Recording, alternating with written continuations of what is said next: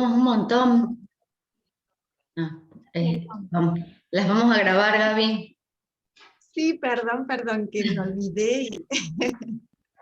Buenísimo, buenísimo. Bueno, les vamos a contar cómo es la modalidad de trabajo. No sé, Aurora, si querés arrancar vos, si querés que arranque yo. Arrancá nomás si querés, ya que estás con la palabra. Bueno, vamos a comenzar a trabajar. A veces esto lo hacemos al final, pero esta vez decidimos que sea al comienzo, con una bitácora clínica, a modo de un ejercicio clínico para poder ir pensando y después con algunos interrogantes que nosotras les vamos a plantear a Viviana y vamos a abrir el, el dispositivo para que podamos conversar entre todos. Así que cuando pensamos las bitácoras clínicas, pensamos que son relatos ficcionados que dan cuenta de un posicionamiento político, teórico, respecto al trabajo con personas que por diferentes motivos fueron estigmatizadas, clasificados y puestos en ciertas categorías diagnósticas. Las bitácoras siempre intentan ser una compañía para los profesionales y sus modos de evitar ese encuentro donde el paciente es un desconocido a quien le abrimos la puerta para ir asumiendo la responsabilidad de su lengua, de su tiempo y de su nombre propio. ¿Sí? Esto nos lo facilita Viviana para que podamos pensar la bitácora. Y vamos a trabajar una bitácora que es de ella. Y bueno, arrancamos, ¿no? Faltaría agregar, Vicky, que vamos a hacer algunos diálogos dramatizados de los personajes que aparecen en la bitácora, ¿no? Eso Sí, nomás. muy bien. Muchas gracias, Aurora. Bueno, Lucía tiene 9 años. Es una niña inquieta, ocurrente y desafiante. En la primera entrevista me saluda y entra con prisa. Evita la rampa y reniega para bajar los escalones, mientras su madre le indica que pase por la rampa, pero ella la ignora. Juntas ingresan al consultorio. El espacio es amplio, con varios sectores de juegos para niños. Lucía mira cada sector, esquiva las sillas y elige una para apoyar sus bastones. Mientras tanto, su madre acota. Lucía, haceme el favor y sentate en la silla, que te vas a caer de ahí. Pero la niña elige desplazarse y la inestabilidad del diván. Se tambalea, busca un almohadón para apoyarse y haciendo equilibrio empieza a hablar. Vengo acá por estos bastones. Los odio. Me los enchufaron hace 2 años y me obligan a usarlos. Y ya me harté. No me importa si me quedo en silla de ruedas. No los voy a usar más. Digas lo que digas. Me interroga su imperativa enunciación, pero sobre todo me queda resonando la frase. Me enchufaron los bastones. Y pienso, ¿qué otras cosas se habrán enchufado en Lucía? ¿A qué remite la asociación bastones-enchufes?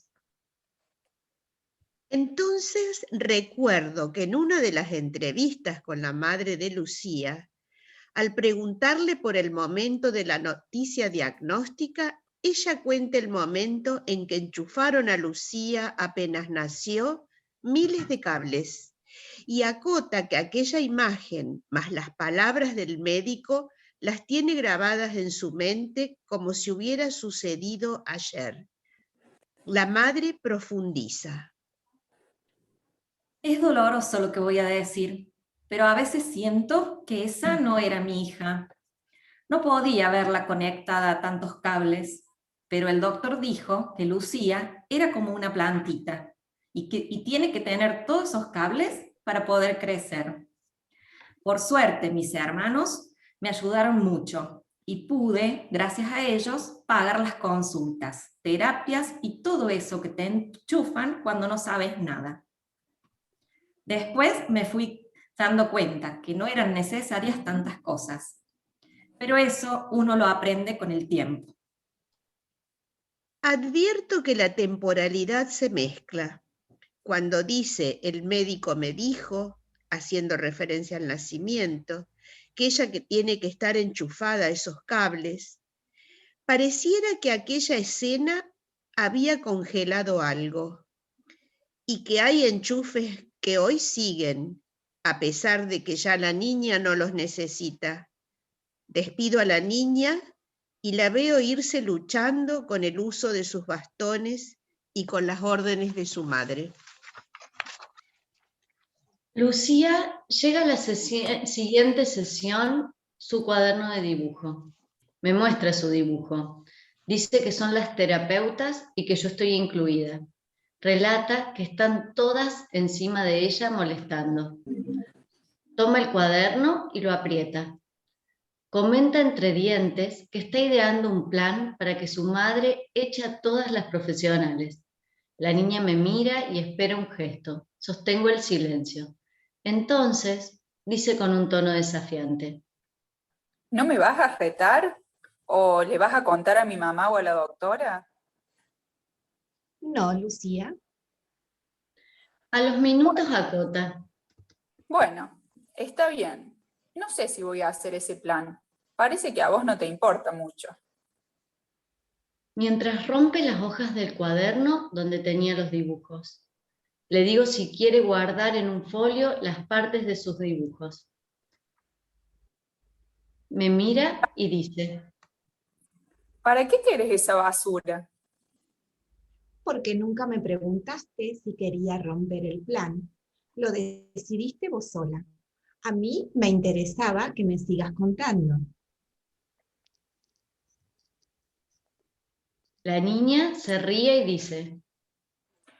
Mejor así, las pruebas están entre tus cosas. Voy a decir que fue idea tuya. Nadie va a saber que te enchufé todos esos papeles para culparte. De acuerdo, Lucía. La niña se levanta de su silla y se retira. Al salir con uno de los bastones, tira un adorno de cerámica, que en algún momento le había comentado que era muy importante para mí. Me quedo quieta, estaba movilizada. Había sido una sesión difícil de sostener. Mientras me levanto a despedirla, veo un colibrí por la ventana. Lo miro. El pájaro empezó a golpear con su pico el vidrio. En mi necesidad de hacer una pausa, me acerco a la ventana y le hablo. ¿Querés entrar? No sabía en ese momento qué estaba haciendo. Por unos minutos dejé de escuchar y mirar a la niña. Me perdí, me desenchufé por un rato. Sentí que había cometido un error, que había metido la pata. Intenté disimular mi preocupación, pero la niña me vuelve a la escena del pájaro. La niña se da vuelta y dice. ¿Vas a dejar entrar un pájaro acá? Ni siquiera es tuyo, ni lo conoces. Vaya a saber las enfermedades que puede traer. El colibrí se va y la niña sigue. No creo que vuelva. Si allá afuera es libre, ¿por qué querría entrar? ¿Por qué lo querría encerrar? Capaz ni siquiera le interesa conocerte. Puede ser. Igual yo no lo quería encerrar, solo conocerlo. La niña se retira y me quedo desorientada pensando en la sesión y en el colibrí. ¿Qué me había sucedido? ¿Qué efectos tuvo esa situación? La semana siguiente, en una de las reuniones de equipo, me llama la atención el relato de la T, quien dice, lo que a mí me preocupa es que Lucía no quiere mi presencia, pero a la vez la necesita para estar en la escuela por su discapacidad física. Pero ahora, con tantos protocolos, todo es más complejo. Entonces, en ese momento conecté las palabras que el médico le había dicho a la madre y que ella reproducía una y otra vez con lo que estaba diciendo la acompañante terapéutica, como si este diagnóstico condicionara su vida y no hubiera otras formas, además de aquellos necesarios cables, y luego terapias, terapeutas, apoyos, etcétera, que pudieran sostener con vida a Lucía. Me quedo pensando y luego de la reunión me comunico con la acompañante terapéutica y le propongo reflexionar sobre si es necesario su presencia en la escuela y que le haga esa misma pregunta directamente a Lucía, intentando con esta intervención visibilizar aquella visión adultocéntrica de la infancia. ¿O acaso la presencia de la AT se estaba ofreciendo como otro cable al cual debía estar enchufada la niña para no quedar por fuera de la vida escolar? A los 2 meses del inicio del tratamiento ocurre un episodio en la escuela. Lucía rompe un vidrio. La acompañante no estaba, se había ido al baño. Cuestiones que dan pie a la directora para hacer nuevas conjeturas diagnósticas y seguir cuestionando el dispositivo terapéutico como lo venía haciendo. La escuela solicita una reunión urgente con todo el equipo y la madre. La directora plantea que ya se llegó a un límite. La niña se ponía en riesgo a ella y a los otros niños. Y al final de la reunión sugiere una consulta con una psiquiatra. La madre se angustia y rompe en llanto. La acompañante me mira esperando alguna señal. Con tono irónico se me escapa un comentario. ¿Cuántas cosas más le van a enchufar a Lucía? Ahora otro diagnóstico. El clima era muy tenso. La madre empieza a pedir aire y a los minutos se desploma en la silla. Me quedo junto a ella, la directora llama al médico. La mujer empieza a abrir los ojos, a recuperarse de a poco, y me pide que vaya a su lado. Me dice: No doy más. Todo esto es mucho para mí. Sí, claro. La historia de la madre de Lucía tenía algunos datos que considero importantes comentar. Ella, desde los 17 años, se abocó al cuidado de sus padres enfermos, ambos con enfermedades terminales. Cuando ambos padres fallecen, la mujer recuerda haber pasado meses en cama y sin encontrarle sentido a la vida, por lo cual sus hermanos la obligan a empezar diversos tratamientos, los cuales sostenía por un tiempo y luego abandonaba. Hasta que una terapeuta, cuando ella le dice, no hay nada que me salve de tanta tristeza, le hace la siguiente pregunta: ¿y qué cosa sentís que podría salvarte en este momento? Al recordar esto se angustia, me mira y dice, ¿sabe la licenciada qué le respondía a esa psicóloga? No. Y le dije, Una hija. Y luego de decir esto, sentí un gran alivio. relata que a partir de esa sesión, de a poco recupera su vida, empieza a salir con el objetivo de conocer a un hombre y formar una familia, hasta que en una de esas noches conoce al padre de Lucía. Comienzan a verse y a los pocos encuentros se realiza un test de embarazo y se da con la noticia de que estaba embarazada. El hombre la vio un par de veces más, pero le dijo que en ese momento él no podía hacerse cargo de una hija y desaparece. Sin embargo, su alegría de tener una hija hizo que superara esta ruptura. Comenta que la llegada de Lucía la conectó con la vida, aunque al enterarse de su diagnóstico se imaginó nuevamente dedicando su vida a ella, así como ya lo había hecho con los padres. Lucía pide una sesión virtual ante una situación de aislamiento por un contacto estrecho de COVID positivo. En la sesión está con su casa de muñecas donde viven ella y su madre. Le propongo ingresar a la casa con una muñeca que saco de mi caja de juegos desde el otro lado de la pantalla. Lucía, ante esta propuesta, grita: No, fuera, andate, sos un ladrón. Malo, malo, no vas a entrar a mi casa. Jugamos toda la sesión, yo intentando ingresar a la casa con diversos personajes, animales, niños y otros juguetes, pero Lucía se resiste y construye diversos modos de protección de su casa. Le pone trapos, cintas. Así continúa planteando el juego en cada sesión. Mientras juega, manifiesta enojo, ira. A medida que avanzamos, la niña arma diversas maneras de defenderse de aquello extranjero que quiere entrar a su casa. En algunos encuentros introduce formas de ingresar graciosos. La niña se ríe y se burla. Continúa armando estrategias para dejar a mis muñecos afuera o hacerlos desaparecer. Así llega a cada sesión entusiasmada y dispuesta a jugar. En uno de los encuentros arriesgo una interpretación y le digo: Me haces acordar al plan que habías armado en tu cuaderno para que las terapeutas no ingresen más a tu casa y desaparezcan.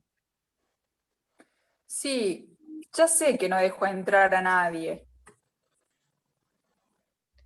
Le propongo vernos la próxima semana, prende su cámara y asienta con la cabeza, y la noto molesta. En las sesiones posteriores plantea que ya no quiere jugar más y empieza a hablar de algunas cosas que le pasan. Me cuenta que tiene miedo a la noche, que ha tenido pesadillas. Otro día comenta que en la escuela sus amigas se burlan y en esa sesión retoma el episodio de la escuela. Se angustia. Con sus ojos vidriosos me dice que ella no quiso hacerle esto a su acompañante terapéutica y que seguro la iban a echar por haber roto una ventana. Reconoce que lo hizo a propósito para que la culpen, aprovechando que la AT estaba en el baño. Pero también plantea que la AT es su amiga, que teme que ella ya no la quiera más. Luego de tener el alta del aislamiento preventivo, vuelve al consultorio. Al verme me sonríe y me regala un dibujo. Le dice a su madre que entrará sola conmigo, que no hace falta que la acompañe a bajar el escalón. Ingresa al consultorio y se dirige a la ventana. Y me pregunta si el colibrí, en este tiempo que no nos vimos, había vuelto. Y le digo que sí, y me dice: Si vuelve ahora, lo dejamos entrar, ¿querés?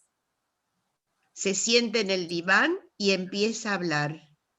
Dice que le enoja que su madre le niegue información sobre el padre o que no quiera llevar a conocerlo, que ella no cree que su padre sea alguien malo.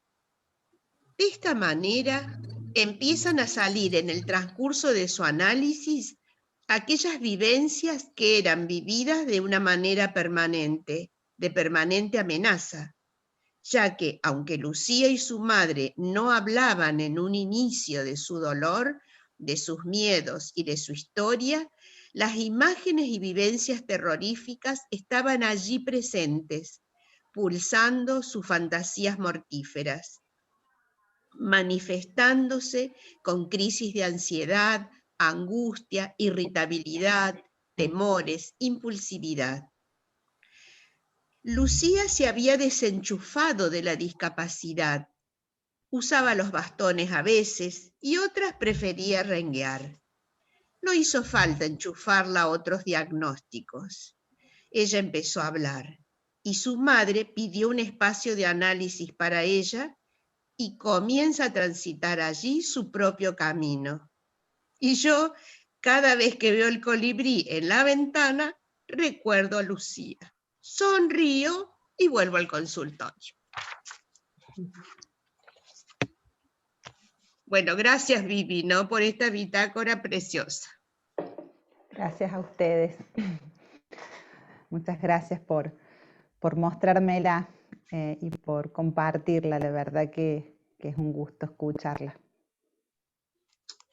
Sí, nosotras cuando la fuimos leyendo, se nos ocurrieron muchas cosas y acá abrimos ya, ¿no?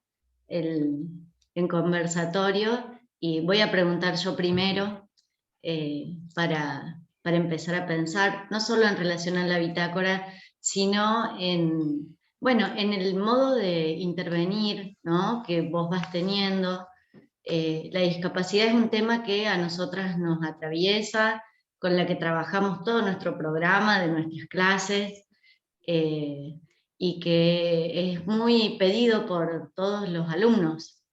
Entonces, nos vamos pensando todo el tiempo y tomando distintos materiales, y tu libro es uno de nuestros materiales de estudio, así que es súper rico, ¿no? A esto a la hora de pensar. Y una de las preguntas que se nos ocurría es pensar cómo vos fuiste armando todas las intervenciones clínicas desde la formación vincular, ¿no? ¿Cuáles serían los aportes que ofrece el psicoanálisis vincular a la clínica con sujetos con alguna discapacidad? Y sabemos que vos tenés en cuenta todos los atravesamientos del feminismo, del contexto cultural, ahora en pandemia, ¿no? Cómo eso también tiene otro condimento más, muy específico, porque ya no vamos a poder pensar más como pensábamos antes, sino cuáles serían nuestras nuevas subjetividades a la hora de trabajar. Así que bueno, eso es como una gran pregunta que por donde vos quieras vamos charlando. Bueno, es una gran pregunta. Voy a intentar como situar un poco en relación a esto los aportes del psicoanálisis vincular y bueno, luego hablar también a qué hacemos referencia a esta noción de discapacidad con los atravesamientos que al menos desde esta perspectiva para mí son muy importantes tener en cuenta.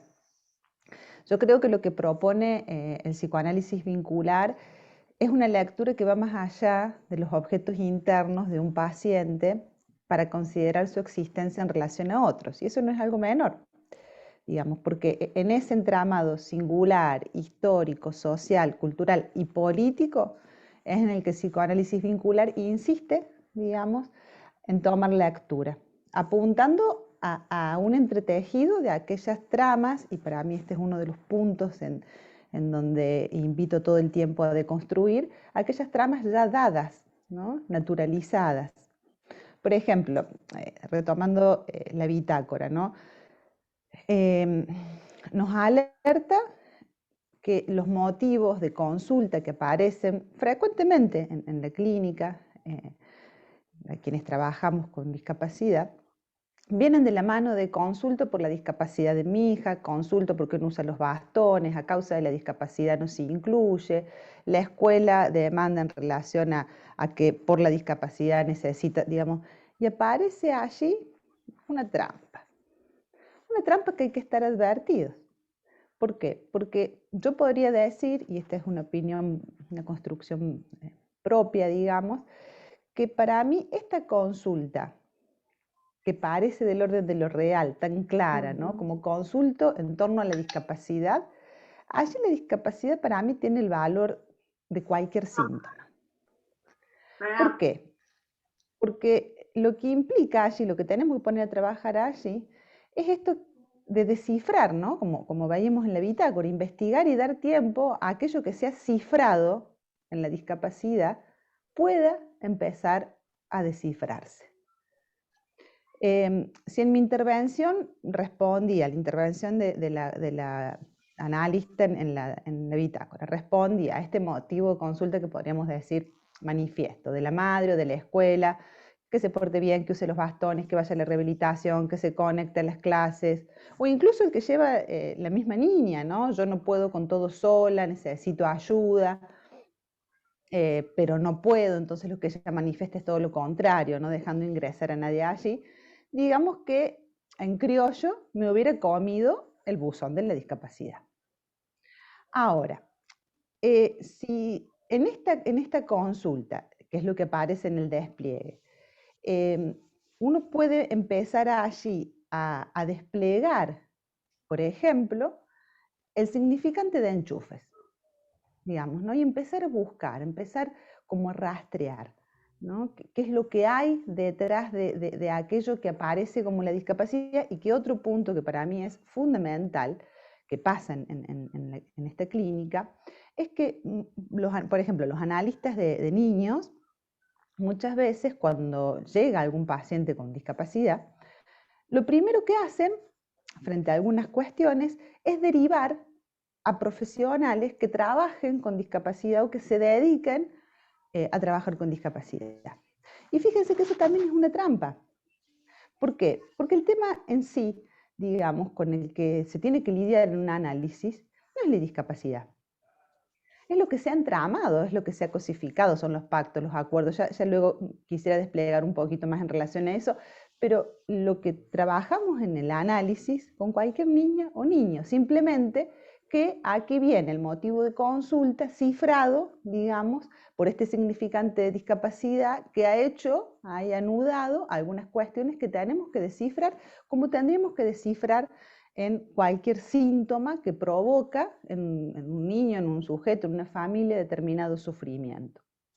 Pero para poder llegar a este planteo, y esta es un poco la propuesta que hago en mi transmisión, ¿por qué creo que sucede esto? Digamos, de que muchos analistas profesionales derivan a especialistas, porque hay que preguntarse qué noción de discapacidad, qué imaginario de discapacidad tiene cada profesional. Desde qué noción de discapacidad leen, digamos, la clínica. Y esto no es algo menor, porque fíjense que cuando nosotros hablamos de intervenir en la clínica desde una perspectiva psicoanalítica y de pronto nos encontramos, quienes trabajamos en el ámbito de la discapacidad nos encontramos en los equipos muy frecuentemente, no es lo mismo tener una noción de sujeto a la cual yo considero un sujeto del inconsciente, un sujeto del vínculo, a una noción de sujeto de otra persona, con otra perspectiva, con otro. Entonces, es muy importante pensar y redefinir y ponernos a trabajar desde qué nociones estamos operando en la clínica. En este punto, si consideramos la discapacidad como una palabra, digamos, en su operatoria significante, no como cualquier palabra, podríamos pensar que algunas de las tareas que tendría el profesional con una perspectiva vincular, en términos generales, estaría referida a rastrear la operatoria del significante discapacidad. En la bitácora aparece ligado, como decíamos, al significante enchufe. Pero fíjense, digamos, que parte del trabajo que se realiza justamente es el desciframiento, donde se fue investigando, ¿no? A dónde llegaba ese significante, con qué se entramaba, en la historia, en lo social, en la paciente, con su madre. En este punto podemos decir que, por ejemplo, en lo relativo a lo intersubjetivo, hay que ver, habrá que situar el efecto de este significante en el recorrido que éste ha tenido en la constitución psíquica de este sujeto. Por ejemplo, cuando los padres le dan el diagnóstico, ¿qué ocurre allí, no? ¿Qué reorganización? ¿Qué pasa con las funciones? ¿Qué pasa con las posiciones en relación a la parentalidad, a la pareja, a ese hijo que se esperaba y de pronto es otro? ¿Qué acuerdos se establecen allí? Digamos, ¿qué pactos? Y cómo todo esto es parte de cómo va a ir constituyéndose este niño con estos otros primordiales, digamos. Pero son datos que son muy importantes rastrear. En lo intersubjetivo, fíjense en la bitácora también, cómo podemos ver allí, Lucía va ubicando transferencialmente al analista en distintos lugares, ¿no? Donde por lo general lo ubica en el lugar del extranjero, que podríamos hipotetizar que es el armado en relación a su papá. Pero los terapeutas de la rehabilitación, a la escuela y demás también son puestos en este lugar, ¿no? Un lugar amenazante, que debe destruir, que no pueden ingresar, que no puede impedir que... Entonces, todas esas lecturas de por qué por qué se van situando, digamos, estos significantes que tienen que ver con el despliegue, y aquí sumamos en este punto lo transubjetivo, con el despliegue que se ha generado con este constructo discapacidad, pero entendiendo, y aquí va la propuesta, digamos, desde mi concepción, entendiendo que la discapacidad es un constructo que opera sobre la noción de enfermedad, de diferencia y desigualdad. Digamos, ¿no? No entendiendo que la discapacidad es un diagnóstico, es algo que ya está dado, no, entendiendo que implica un recorrido en donde cada sujeto que se relacione o con esta noción, ¿no? Bueno, la va a poner o lo va a pescar, digamos, en distintos lugares en función, muchas veces se escucha cuando uno comenta, recuerdo en un grupo de madres en Buenos Aires que trabajábamos con Blanca Núñez, que algunas madres decían, lo que pasa es que cuando yo era chica, decía una madre, para mí la discapacidad era Julito, ¿no? Por poner un nombre, que era el loquito del pueblo. O para otra decía, y yo tenía un vecino que tenía síndrome de Down y mi mamá me decía que no podía salir a la plaza porque me iba a contagiar. Entonces, fíjense cómo esto se va configurando en un constructo, ¿no? que está como muy alejado de pensar que es algo dado o universal para todos, ¿no? Por eso, en mi propuesta tiene que ver con poder identificar, también interceptar, digamos, estas nociones. Viviana, Sí.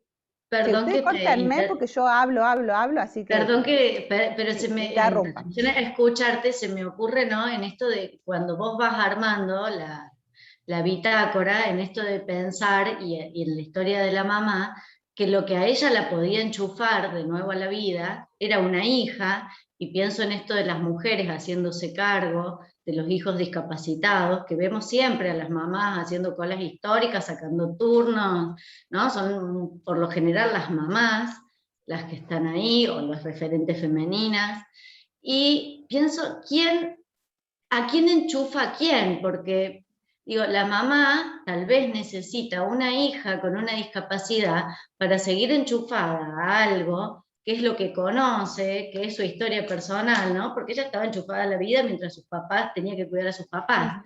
Ahora tiene una hija a la que está enchufada, y me parece como está buenísimo este cierre de que la mamá termina haciendo sus propias terapias para enchufarse a otras cosas y no la discapacidad de la hija, ¿no? Para poder seguir viviendo, en esto de quién depende de quién, ¿no? Bueno, se me ocurría eso, en relación a lo vincular entre la madre y la hija, y esta necesidad, ¿de quién es la necesidad? ¿De la hija o de la mamá? Sin negar todo lo que Lucía precisa, por supuesto. Es interesante esto, Vicky, e insisto, intervengan las veces que sea necesario porque por ahí tengo ganas de compartir varias cosas y ustedes váyanme interpelando cuando sea necesario, cuando quieran. Pero esto que traes es importante, ¿por qué? Porque vos lo traes en tono, ¿no? de cómo se engancha. Aparte que, digamos, el significante de enchufe es buenísimo en ese sentido, digamos, ¿no? Porque el enchufarse y el desenchufarse, cómo circula, y da cuenta, esto es un poco lo que intentaba como transmitirles, de esto que decís vos, digamos, de que cuando uno empieza a rastrear estos significantes, empieza a rastrear, vos decís, bueno, a ver, estaba enchufada al cuidado de los padres, esta hija la enchufa, o sea, que uno empieza ahí a historizar, digamos, la vida de Lucía y de su madre, ya lejos de la discapacidad. Digamos, o sea, lejos de la discapacidad, ¿en qué sentido? Podría haber sido, digamos, que en este caso Lucía tenga otras situaciones en donde esta mamá vuelva a tener la necesidad de enchufarse para seguir, digamos, valga la redundancia, enchufada a su otra historia. Pero como aquí aparece la discapacidad, y a esto me refiero que es una trampa, es necesario hacer este recorrido que vos planteas, Vicky. Digamos, que uno lo haría, digamos, con una demanda en relación a esta.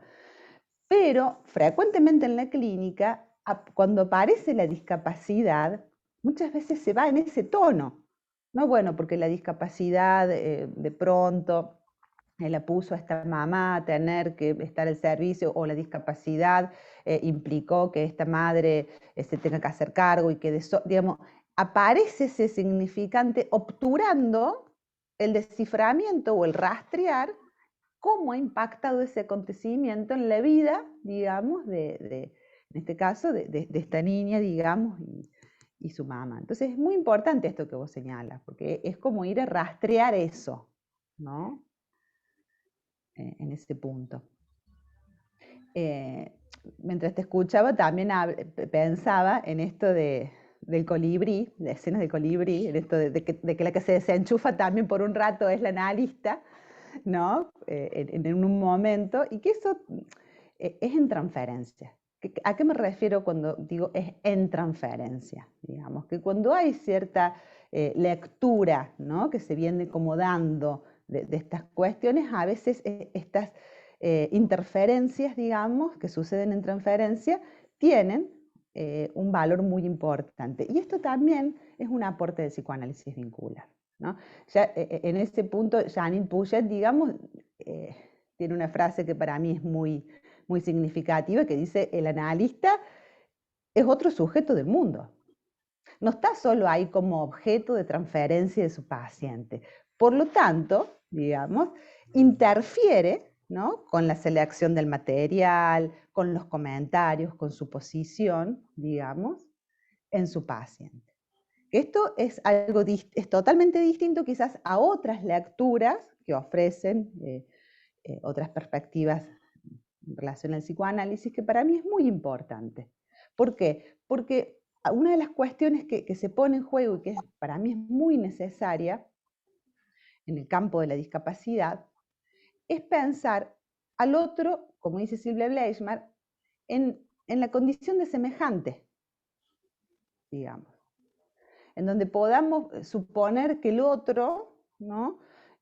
Más allá de sus dificultades, su limitación y demás, tiene algo para decir, y no solamente tiene algo para decir, tiene que hacerse cargo y responsable de lo que decide en función de su forma de vivir. Entonces ahí aparece cuando Lucía dice al final, y a mí me parece eso es excepcional, a veces usa los bastones y a veces decide renguear.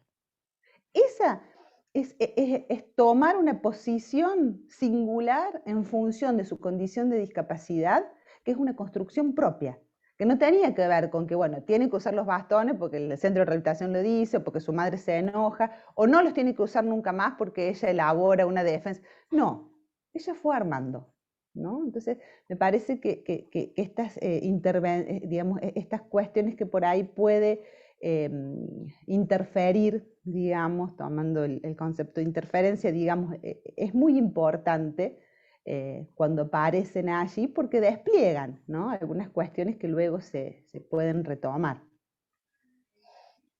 Vos estarías diciendo, Vivi, hay dos cosas que me resuenan todo el tiempo. Primero, que no habría que hablar de discapacidad, sino de discapacidades, porque todo lo que vos estás diciendo en la bitácora de una nena que no tiene una motricidad adecuada, digamos,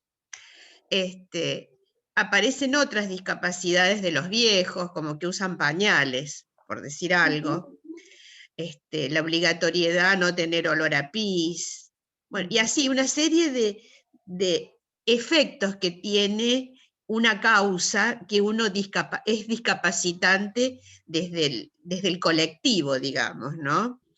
Y lo otro es esta apelación a la autonomía, porque todo el tiempo está girando alrededor de los constructos que Lucía arma, pero podríamos decir cualquier otro sujeto arma entre lo que le dan, entre lo que siente, lo que le pulsa, qué amplia que es la mirada, y como este reforzamiento de la autonomía, todo lo que ella puede hacer sola, sin estar enchufada ni a los bastones, ni a la acompañante terapéutica, ni a la psicóloga, ni a la psicopedagoga, ni a la directora, bueno, la psiquiatra, bueno, por suerte a esa creo que no la enchufaron. Por eso zafo de eso. De esa zafo, claro. Bien, bueno, ahí me parecen como interesante compartirles dos cuestiones, una que me había puntualizado Vicky en relación al aporte de las teorías feministas y esto que traes también al inicio, Aurora, en relación a desde dónde pienso este concepto de discapacidad, si es discapacidades y demás. Bueno, a ver, a mí me parece que es importante, muy importante esto que vos planteas, porque insisto, desde la noción, vuelvo a hacer este paralelo porque me parece fundamental, según la noción de sujeto que nosotros tengamos, vamos a intervenir, vamos a mirar el sujeto. Si yo creo que el sujeto es un sujeto inconsciente, le voy a suponer un inconsciente, si no, no. Entonces, en este punto, digamos, podemos pensar que en esta clínica hay nociones que tenemos que pensarlas, desde, si estamos trabajando en una perspectiva psicoanalítica, tenemos que pensarlas qué del psicoanálisis hay. Por ejemplo, vamos a ir ahora a la discapacidad, pero comparto otras nociones, interdisciplina, cuerpo, familia, ¿no? Que nos invitan como a pensar cómo la discapacidad ha instaurado una cierta cantidad de certezas en estas nociones, porque de pronto en una familia que nace un niño con discapacidad, la madre se dedica y el padre está ausente, o bueno, hasta Manoni ya ha replanteado su función de la madre en relación a estos niños, digo, pero tenemos que tener como la responsabilidad de investigar desde dónde estudiar, formarnos, supervisar, preguntarnos desde dónde estamos pensando estas nociones operantes, ¿no? En tanto, a esto de la discapacidad, y que me preguntaba Vicky también en relación a los aportes del feminismo, yo creo que son dos conceptos, digamos, que tanto los estudios críticos de la discapacidad como los feminismos han trabajado en interpelar la universalidad del sujeto, ¿sí? Como en una lucha, digamos, por la transformación de las desigualdades. Ambos colectivos nos unimos, unos como aliados, como activistas, ¿no? Como pensadores, en la lucha por los derechos, que no es una cosa menor, el tema del reconocimiento como ciudadano, la emancipación y la restitución del lugar como semejantes en la mujer y en la persona con discapacidad. Pensemos la ciudadanía en un sujeto con discapacidad. Históricamente, sus posibilidades allí, su emancipación, su lugar como semejante. Entonces, en este punto es que tanto la categoría de discapacidad como la categoría de género tienen en común ciertas marcas y han tenido en común ciertas marcas en la subjetividad, marcas que se realizan y que son productos, digamos, los discursos hegemónicos y heteronormativos, ya que tanto el cuerpo femenino como el cuerpo con discapacidad están atravesados por discursos de la normatividad. ¿Qué proponen históricamente? ¿Qué han propuesto? Un cuerpo masculino, blanco, productivo, heterosexual y sin discapacidad. Sabemos que en la historia de la discapacidad, digamos, y que actualmente lo que se busca como el peor efecto del capitalismo, digamos, es la productividad. Entonces, que un sujeto tiene que llegar a cumplir cierta productividad, que su sexualidad, de pronto, es una sexualidad especial. Eso es un mito, digamos, la sexualidad es la sexualidad humana. Lo que sí existen son diversas formas de habitar y de vivir y experimentar la sexualidad en función de la vida de cada uno. Y bueno, habrá sujetos que su sexualidad puede pasar por otros sentidos, por otras formas de construcciones, pero esto antes no era así. Esto antes era nominado, ¿no? Son asexuados. Entonces, creo que hay el cuerpo femenino y el cuerpo discapacitado, digamos, han sufrido la discriminación, digamos, la opresión, y se encuentran permanentemente generando recursos para aminorar ese impacto, aún hoy. Ahora, en este punto, para mí es importante que el psicoanálisis esté alerta, porque aquí hay como un encuentro y desencuentro, a estos aportes que provienen de la sociología, la filosofía, la antropología, ya que esta lectura que podemos tomar desde lo transubjetivo, de lo colectivo, lo plural, lo cultural y demás, queda sin duda, digamos, es muy importante porque constituye parte de ese sujeto. Pero no perdamos nunca la pregunta de quién está ahí. Si no, el psicoanálisis no existe. Digamos, o sea, podemos tener como toda esta ideología, pero tenemos que preguntar quién está ahí. ¿Por qué? Porque, por ejemplo, el modelo social, que es el último modelo que presenta, que está instituido a través de la Convención de las Personas con Discapacidad en el 2006 y demás, que dice, la discapacidad ahora no está en el sujeto, está en la interacción del sujeto con las barreras, ¿no?, que pone la sociedad. Pero si esto se vuelve una máxima, yo podría decir, digamos, que hay sujetos que para algunos sujetos las barreras no tienen ningún obstáculo. O hay sujetos que digamos, que si ponemos estos modelos o como cuestiones del orden de lo universal, igual que el diagnóstico sí, el diagnóstico no, digamos, son lecturas binomiales.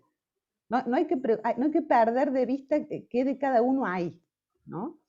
Ahora, en relación a la autonomía, que es la otra pregunta, de paso les cuento que en la nueva edición de mi libro, que salió hace poquito, si quieren luego les puedo dejar el link por el chat, a quienes quieren acercarse a la lectura, está allí un capítulo grande, importante, sobre todo porque lo he escrito con colegas muy queridos, y para mí eso es muy importante, sobre el concepto de autonomía en psicoanálisis, digamos, y de discapacidad.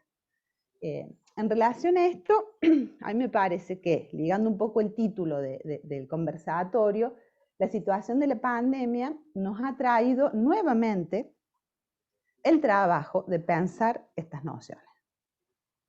Porque la autonomía ha sido como el rey de las demandas clínicas, ¿no? Los chicos tienen que ser autónomos en la escuela, los padres tienen que fomentar la autonomía, o sea, ha empezado a circular, pero velozmente. Ahora, ¿qué noción de autonomía tenemos cuando alguien viene a decirnos, necesito que mi hijo sea más autónomo, ¿desde dónde vamos nosotros a trabajar la autonomía con ese sujeto?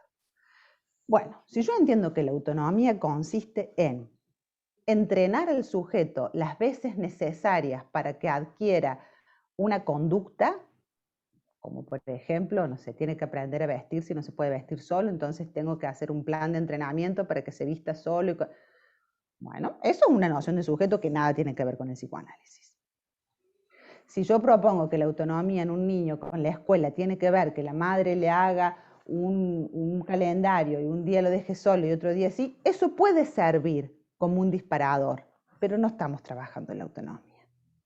Desde una perspectiva propia, esto no quiero decir que sea así para todos, por eso siempre digo que es algo propio, pueden estar en desacuerdo o no, pero eso es muy importante. ¿Por qué? Porque hoy, en la clínica, digamos que la pandemia en las familias con algún miembro con discapacidad ha puesto en evidencia más aún, ha visibilizado más aún los modos de vincularse, de estar juntos entre hijos, padres, hermanos. ¿Por qué? Porque las personas con discapacidad pasaban gran parte de su tiempo en centros de rehabilitación, en centros educativos terapéuticos, en actividades recreativas con los acompañantes. De pronto, de un día para otro, digamos, esas 6, 8 o 12 horas, digamos, que pasaban de lunes a viernes y a veces de lunes a sábado, ¿no? Las personas con discapacidad en distintas actividades, ahora han estado con las familias. Entonces, allí es muy importante pensar, cuando llegan en estas consultas, los chicos, bueno, está desafiante, está hiperactivo, y esto es por la discapacidad, de vuelta, ¿no? Y no sabemos qué hacer, y bueno, ahí hay que estar atento. ¿Por qué? Porque este contexto de pandemia, que es un acontecimiento, fíjense, es un acontecimiento inesperado, incalculado, que ha generado pérdidas, que ha tenido que llevar a hacer duelos, que se han tenido que destituir e instituir rituales. Fíjense si esto no es lo que lleva el acontecimiento de la discapacidad en una familia. El acontecimiento de la discapacidad, la noticia diagnóstica, implica una novedad, algo inesperado, la distribución de roles, los duelos, las pérdidas de lo que era ese hijo, de lo que no era. Entonces, hay que estar atentos que puede que este nuevo acontecimiento de la pandemia reactualice muchos de aquellos pactos, de aquellos acuerdos, de aquellas situaciones que quizás en algún sentido estaban allí, digamos, y de pronto ahora se tienen que enfrentar nuevamente a una nueva reorganización frente a la novedad de lo que ha implicado, una nueva reorganización de funciones, de que quién se queda, escuchar a su hijo. Muchas familias dicen, yo no sabía que todo el día gritaba. Y el centro de rehabilitación, bueno, y cosas que ahí vuelven a ponerse a trabajar. Pero si de vuelta nos comemos el buzón de la discapacidad, que eso es porque tiene discapacidad, entonces lo tenemos. No, eso es porque hay algo en relación a la dinámica familiar, a lo que hay que poner a trabajar. Por último, y ya dejo para abrir a más preguntas, quisiera como puntualizar el tema de la autonomía. Yo considero la noción de autonomía como un concepto, como una construcción social, cultural y política. Y que cuando aparecen estas demandas en relación a necesitamos que sea más autónomo en la escuela, bueno, todas las que ya sabemos, es necesario hacerse un interrogante en relación a la discapacidad. ¿Será que la discapacidad es aquello que impide o obstaculiza la autonomía en un sujeto? Es porque es discapacidad, o a mayor, esta es otra lógica, a mayor discapacidad menos autonomía. Como no se puede mover, no puede comer solo, tiene menos autonomía. Eso para mí es algo que hay que pensar porque no es tan así. Ahora, si pensamos la autonomía desde una perspectiva quizás más conductual, sí, podríamos decir, bueno, a menos funcionalidad, bueno, ahí sí podríamos hacer, no está ni mal ni bien, es otra noción de sujeto. François Dolto, aporta que la autonomía va a depender de la tolerancia del narcisismo posesivo de los padres y de aquella introyección que el pequeño vaya haciendo de esa tolerancia. ¿En qué sentido? En que el adulto deberá aceptar verse castrado por su hijo. ¿Qué quiere decir? Trabajar el despliegue fantasmático que le implica que el niño no quede allí capturado, ¿no? En esa posición de objeto, en esa posición inmóvil que muchas veces quedan los sujetos con discapacidad. Es importante señalar que cuando el niño no tiene motivación para tomar una decisión, y uno dice, no es autónomo, porque no decide nada, porque no habla, o no puede tomar una decisión con respecto a aquello que lo moviliza, ya sea porque, tiro como algunas cuestiones que aparecen en la clínica, la mamá lo anula decidiendo todo por él, el papá está ausente, o porque no tiene la capacidad para hacerlo, porque no puede pensar. Bueno, cuando aparecen todas estas cuestiones, allí esas frases, esas cuestiones que nacen inclusive muy precariamente, no va a poder hacer esto, inclusive, fíjense en la bitácora lo dice el médico, y el médico tiene un valor significante en ese momento de vulnerabilidad para los padres, no va a poder hacer tal cosa. Bueno, todas estas cuestiones constituyen un riesgo en la adquisición de la autonomía, porque ya se lo ubica desde muy pequeño al niño en ese lugar, de no poder, de no saber, de no. Un aporte fundamental que hacemos en el capítulo de autonomía es una paradoja, que es la siguiente. Esteban Obando es un psicoanalista colombiano con el que hicimos el capítulo, para nosotros, digamos, decíamos, la autonomía no es sin el otro. Todo el mundo piensa que la autonomía es hacer las cosas solo. Bueno, nosotros decimos, no, un poquito acá, la autonomía no es sin el otro. ¿Por qué? Porque no hay manera de deshacerse de la condición de vulnerabilidad primaria nunca. Aurora lo traía, un ejemplo, que es la vejez, digamos. Y no solamente la vejez, y no solamente acá, en este encuentro, nos estamos necesitando para poder pensar situaciones que nos atraviesan y que nos interrogan. Entonces, es muy importante el replantear que la autonomía como la imagen de la soledad, al menos desde esta perspectiva, no existe, digamos, ¿no? A veces caemos como engañados por las lógicas del capitalismo y la automatización, ¿no? Pero sabemos que la real urgencia de la vida no concierne a aquellos aspectos asociados a la autonomía como tienen que comer, dejar los pañales, aprender a caminar, no. Sino que más bien, y aquí va la definición de autonomía que les ofrezco, sino que más bien la autonomía, desde una perspectiva psicoanalítica, va a ser la emergencia que radica en la necesidad vital de que esas demandas, el comer, el bañarse, el dejar los pañales y demás, se inscriban en el campo significante para el otro primordial del sujeto. Un ejemplo, para bajar esta cuestión como más teórica, el llanto del bebé. Cuando el llanto del bebé ingresa en el campo del lenguaje, es una expresión que está dirigida y reconocida por el otro. Y ese reconocimiento de la mamá, el papá o quien sea, de reconocer que está llorando, implica considerarlo un valor de pedido, de que hay alguien que le está pidiendo algo, que le está demandando algo. Y ese llanto en la criatura, y aquí vemos una imponente puesta vincular, digamos, ese llanto en la criatura no es solamente un llanto de alguien que está desvalidado, que no sabe, que quiere, que está... No. Allí demuestra que ese bebé se está moviendo. Y su potencia y su esfuerzo para convocar al otro. Entonces, fíjense que allí están, digamos, los primeros rastros o gestos de autonomía, ¿sí? Así como que nos vamos acercando como a esta construcción de autonomía que implica ese delicado trabajo de escuchar lo que un sujeto enuncia y que fabrica como potencial respuesta al deseo del otro.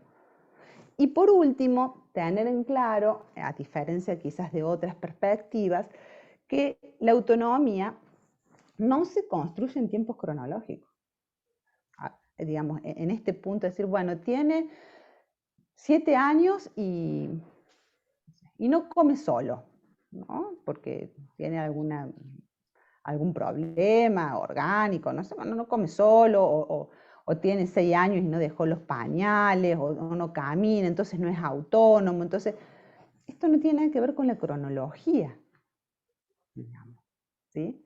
Ni con lo evolutivo, sino que la autonomía se constituye en tiempos lógicos en un sujeto. ¿Qué quiere decir que la autonomía se inscribe en tiempos lógicos? Que cuando el niño logre anudar algo referido a su propia existencia en referencia a la propuesta o a la falta de respuesta del otro, ahí se va a armar algo. Digamos, cuando se produzca algún movimiento en ese entre, digamos, ¿no? Mientras tanto, podemos decir que ese niño aún no logra hacer algún movimiento de autonomía porque hay algo que está ahí, en ese entramado, que aún no ha logrado descifrarse y que necesita ponerse a trabajar. Bueno, esto para abrir y dar lugar un poquito más al intercambio o las preguntas. Gracias, Vivi. Bueno, vamos a tratar de aprovechar el poco tiempo que nos queda, que son 45 minutos, creo que no es mucho, pero si lo aprovechamos va a ser fecundo, ¿no? Así que todas las preguntas que quieran hacer, abran sus micrófonos, lo hacen o lo hacen por el chat. ¿Vos cómo preferís, Vivi? ¿Que te las hagan por el chat o en vos. Como cada uno se sienta cómodo, Como por se ahí sienta el cómodo cada abrir el micrófono está lindo para escuchar la voz, pero bueno, quien se sienta cómodo con la escritura también está bien. Bueno, Vivi, pues, ¿se escucha? sí, Fernanda, sí. Buen día. Buen día. Escuchaba muy atentamente a Viviana. Yo no tengo mucha experiencia en discapacidad, pero sí pacientes que tienen hijos con discapacidad, y pensaba en esto de la autonomía, que realmente es como mover esos constructos que uno va manejando desde lo fenomenológico, de lo conductual, ¿no? Desde lo evolutivo, que nombrabas, cómo deshacerse de eso, ¿no? Uno como terapeuta, uno como madre, uno como padre. Y cómo de repente la discapacidad de un hijo interpela a todos estos movimientos que vos decías, Vivi, de duelar, de reconfigurar, ¿no? De rearmar dinámicas familiares y vinculares de otra manera. Pero también interpela la idea de tengo que dejar. O sea, yo tengo gente conocida con hijos, no sé, con epilepsia refractaria, y que han tenido que dejar de trabajar, han dejado de ser mamás trabajadoras, ¿no? Para abocarse a ese hijo que, independientemente de la posibilidad o no, así lo vivencian los padres. Y una consulta que te quería, como que la idea es, tengo que dejar mi vida para abocarme a este hijo hasta que yo me muera. Después tengo que dejar la posta para otro que se haga cargo de él.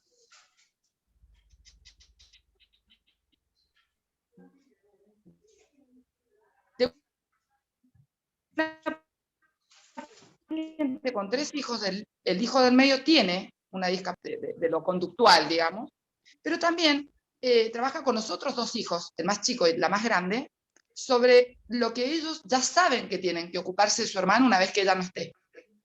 Entonces yo pensaba en esto, si nos podés, se me empezó a despertar esa duda ahora mientras te escuchaba, si nos podés comentar qué tan entrampante queda, a ver, porque hay cuestiones que realmente no pueden resolver algunos sujetos, digamos, ¿no? Como el manejo del dinero, o sea, siempre tiene que haber algo del orden de la asistencia, en algunos casos, no en todos. ¿Y qué pasa con esto de lo entrampante del lugar que queda el niño o el adolescente, que ya está prearmado, ¿no? Como que él no puede decidir, como si no pudiera, o sea, cuando yo me muera queda en manos de ustedes, y eso ustedes lo saben. Entonces los chicos ya lo asumen a eso y se hacen cargo del hermano de una manera como harían una tarea de matemática en la escuela. Bueno, nada, pensar en este dinamismo familiar y cómo esta posta del discapacitado parece ser también una tarea que en algunas familias se observa con más facilidad, ¿no? Se me hacía ruido, no sé si está clara la pregunta. Sí. Gracias por escuchar. Mica, sí. Perdón, habla entrecorto, me en internet. Yo te puedo responder desde mi experiencia personal, si bien la pregunta es para Viviana, pero yo tengo discapacidad visual. Nací, bueno, un desprendimiento de retina, ceguera en un ojo y también de otro ojo tengo disminución visual grave. Y también, respecto a tu pregunta, por ejemplo, yo ya adulta, mis viejos nunca dejaron la vida porque yo tenga una discapacidad visual severa, por así decirlo, sino que al contrario, me fomentaron mi autonomía y me manejo totalmente sola con sus limitaciones. Y también sí, me hago la pregunta, y yo sí converso incluso con mis viejos, yo le digo, ustedes podrían tranquilamente, hasta agradeciéndole, le digo, ustedes tranquilamente podrían haberse quedado en este rol sobreprotector de que por qué no veo, no puedo salir al mundo. Y no, desde chica fueron como, no faltándome, pero ahí, acompañando y no fortaleciendo esta autonomía que en las personas con diversidad funcional está como ahí medio hasta polemizada, por así decirlo. Esa era mi experiencia personal.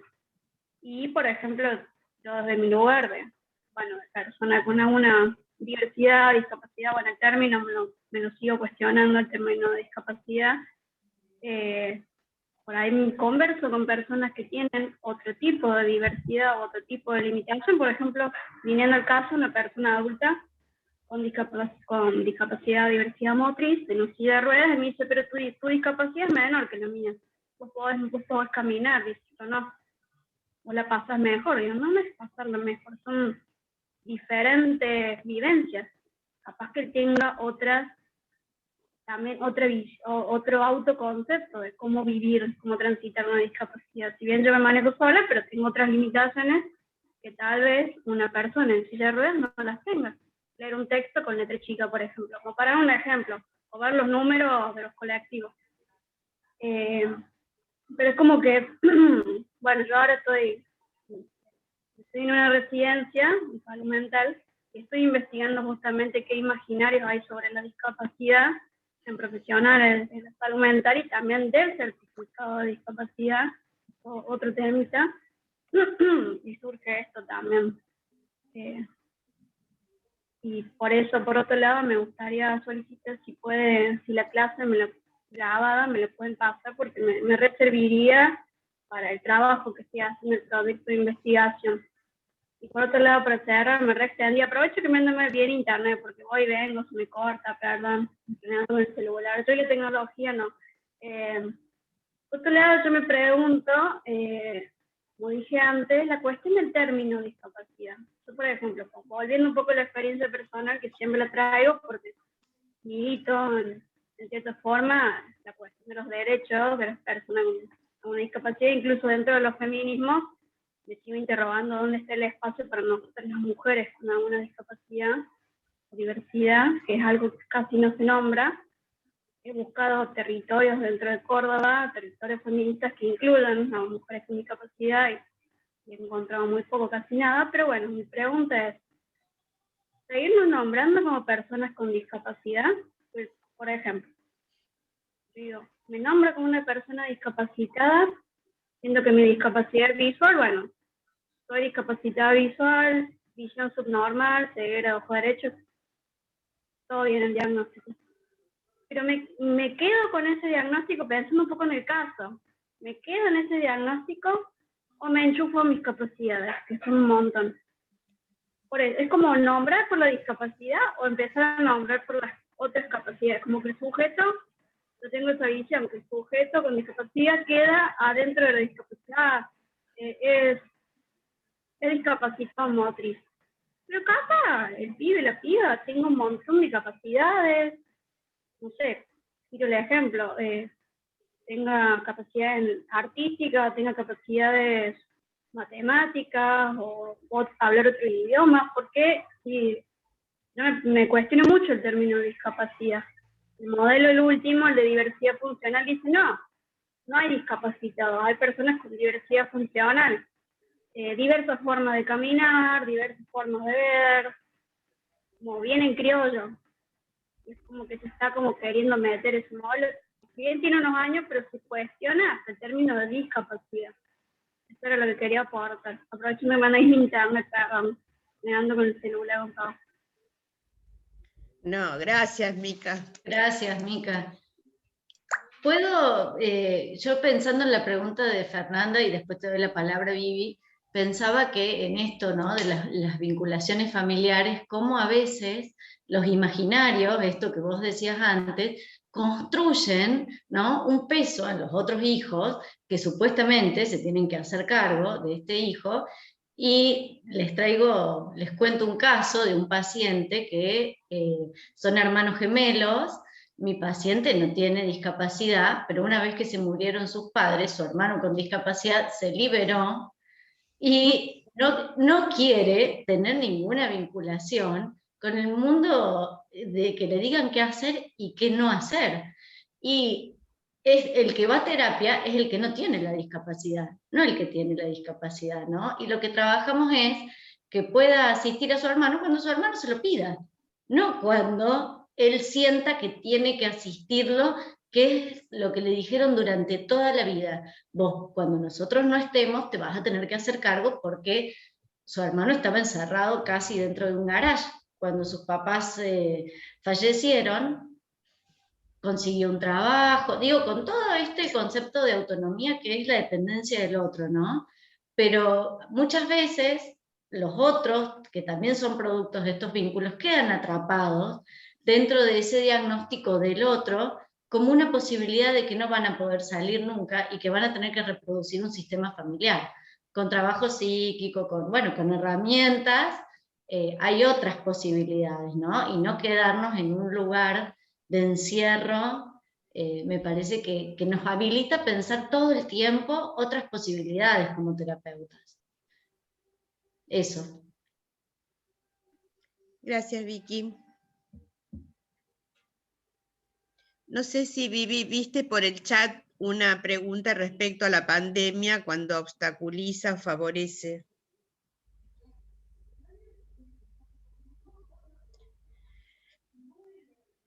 Bien.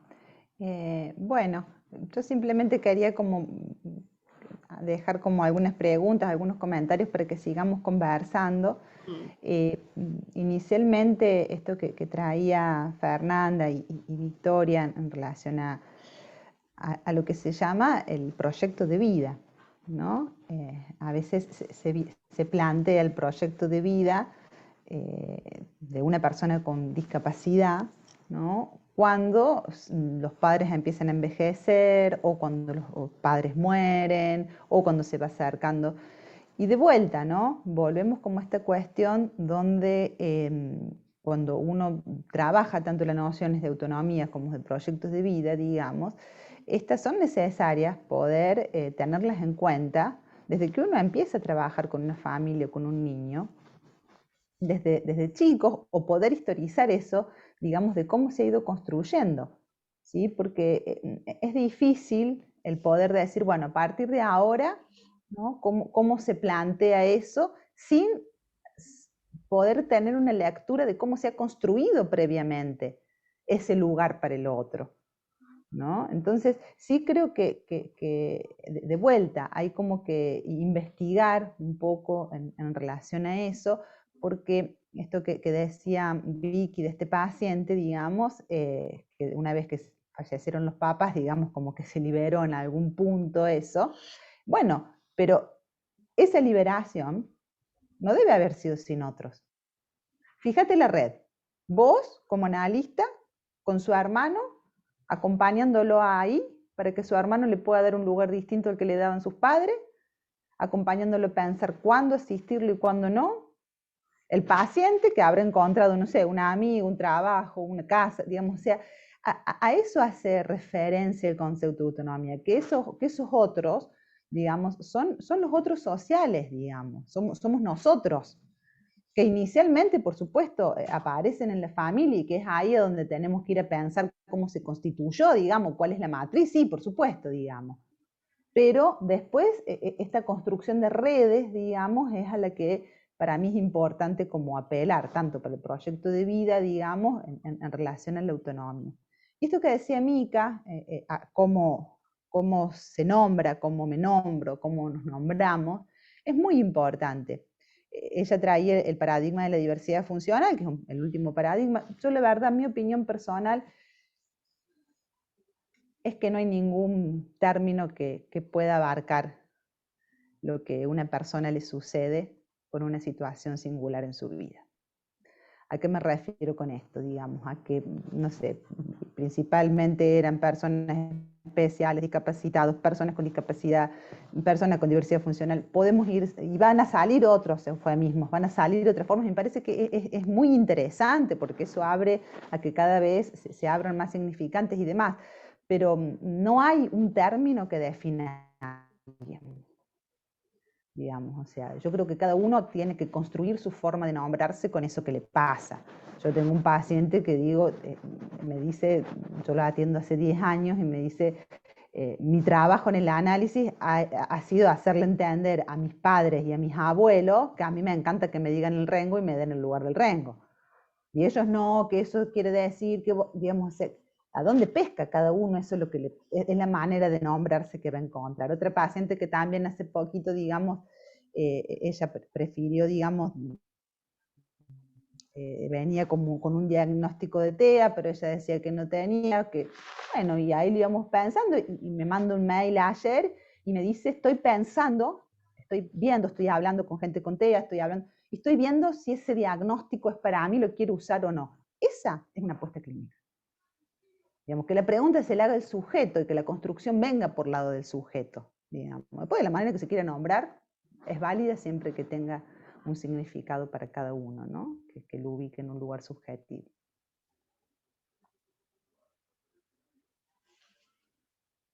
Hay una pregunta en el chat ahí, no sé si quieren que la lea, pero de paso les cuento que hablando del término, seguramente la conocen, a Rosario Perazzolo, que es una militante, activista. Ella se define, cuando la presentamos, es disca, y es su orgullo, y ella se nombra así. Y la palabra discapacidad es como lo que la identifica, ¿no? Entonces, bueno, está bueno esto de poder que cada uno se haga esa pregunta. ¿Les leo la pregunta? ¿Te leo, Vivi? ¿La leo para todos? Sí. Bueno, dice, un verdadero placer escucharte, Viviana, gracias. Quería consultarte. Esta pregunta la hace Luz Macías. Trabajo en un programa universitario de formación en competencias para personas con discapacidad, en donde la participación de las familias es activa. Se los involucra mucho en eventos y procesos de los estudiantes. Me lo cuestiono todo el tiempo. ¿Cuál es tu visión, Viviana, respecto al involucramiento de las familias en sujetos adultos con discapacidad? Bien, bueno, gracias, Luz. Antes quería como hacer algún comentario en relación a las respuestas del chat anterior de la pandemia, en relación a qué obstaculizó, favoreció a la temática. Yo soy de la idea que todavía no podemos decir mucho, porque la estamos pasando, ¿no? Creo que los efectos de todo esto lo vamos a ver de acá a un tiempo. Lo que sí podemos ir como viendo en la clínica, observando en la clínica, es esto que les mencionaba anteriormente, que la pandemia ha sido, digamos, un acontecimiento con características que ha llevado a las familias a tener que nuevamente replantear sus acuerdos, sus pactos, sus posiciones, sus lugares, digamos, con sus hijos, al compartir más tiempo, ¿no?, con ellas y con ellos. Que esto en la discapacidad, digamos, por lo general se da esta característica en la asistencia a los centros de rehabilitación y demás. Entonces creo que ahí empiezan a aparecer, que antes no era muy frecuente, muchas demandas de parentalidad, digamos, de padres, de que no sabemos qué hacer ahora, o de la madre que de pronto ha entrado en una situación compleja, o de la pareja que aparece como el motivo de consulta, que es porque fulanito ya no podemos, no, digamos, aparece de vuelta, ¿no?, el buzón de la discapacidad allí, pero que cuando uno empieza a investigar, empezamos a advertir que lo que allí va pasando en realidad es que, bueno, que esta situación ha puesto a trabajar, inclusive ha retomado, como les decía antes, las posiciones y los lugares que la familia tenía. Tengamos en cuenta que más allá de familias que puedan fomentar la autonomía y demás, cuando aparece, digamos, la discapacidad en la familia, se asignan lugares nuevamente, digamos, ¿no? ¿Quién lleva las terapias? ¿Quién se hace cargo? ¿Cómo interviene el otro? ¿Qué pasa? O sea, lleva como a un trabajo intrasubjetivo, digamos, de cada uno, de la pareja, de la familia, que se va como acomodando. Y bueno, ahora la pandemia nuevamente nos implica y nos lleva a tener que replantear qué ha pasado con eso, digamos, ¿no? Porque, bueno, de pronto empiezan a aparecer otras manifestaciones, o igual que ahora es el tema de por ejemplo, en el caso, lo que yo observo en la clínica, digamos, son los pacientes con autismo, digamos.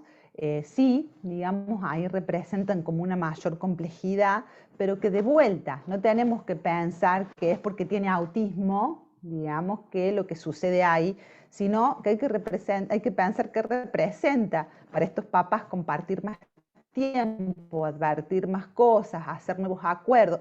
en relación a esto, ¿no? Cómo se está jugando esa situación. Entonces, de vuelta, para mí es una invitación a una lectura, quizás, y eso sí, creo que la pandemia ha visibilizado como un fuerte trabajo con las familias, ¿no? Que a lo mejor antes era más, iba el paciente a alguna reunión con la madre, sí creo que hoy es un fuerte trabajo con la familia y con los equipos, ¿no? Porque esta es una cuestión importante. Las obras sociales, cuando los pacientes con multitratamientos, digamos, en gran parte del año pasado, solamente autorizaban algunas prestaciones, ¿sí? Entonces, de pronto también eso sucedió, digamos, pacientes que venían años con una estructura de tratamientos, con acompañantes, psicólogos, de pronto eso se vio como afectado, en que se redujeron las terapias, en que se sacaron las terapias, y eso también genera efecto en los pacientes. A mí un paciente me decía, me sacaron la acompañante terapéutica porque dice que no es necesario porque no voy a la escuela y solamente tengo con la psicopedagoga. Pero yo escribía con la acompañante. Y para mí era genial, digamos, porque la transferencia de la escritura estaba puesta con la acompañante, digamos, y la psicopedagoga, bueno, tomaba ese dato. Pero bueno, fíjense ahí cómo se desarticula y esa presencia que ya no está, como la actividad en los centros, como las salidas, chicos que salían, que tenían... Bueno, eso genera ahí una puesta a trabajar, ¿no? Bueno, y en relación a esta otra pregunta de Luz, no podría como dar una opinión en relación a esta situación porque desconozco cómo es la propuesta, cómo está pensada, digamos, como para poder dar una opinión. De vuelta, creo que hay que pensar qué dice ese sujeto de la inclusión de su familia en su proceso, en este caso en la universidad, digamos. Si ese sujeto cree que la inclusión de su madre o su padre puede aportar algo y así lo decide, estará bien, digamos. Ahora, si eso está impuesto, si eso está hecho sin el consentimiento del sujeto, bueno, me parece que ahí habría que repensarlo.